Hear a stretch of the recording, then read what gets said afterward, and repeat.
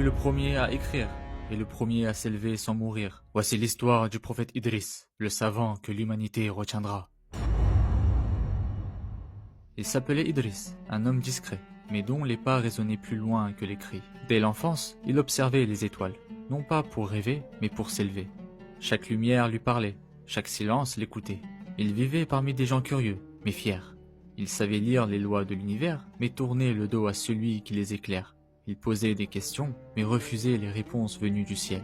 Alors Idriss enseigna, avec des mots choisis, avec patience, et une foi qui grandit.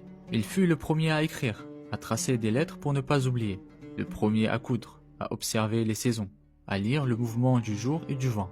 Mais surtout, il fut le premier à montrer que le savoir doit s'accompagner de foi. Il priait dans le calme, jeûnait dans le secret, et guidait, même quand personne ne le suivait. Il ne cherchait pas à briller, mais à éclairer. Un jour, son cœur s'éleva plus haut que ses paroles, et le Créateur l'appela vers lui. Un ange descendit, et Idriss monta. Il traversa un ciel, puis un autre, jusqu'au quatrième. Là, il s'arrêta, et il ne redescendit plus.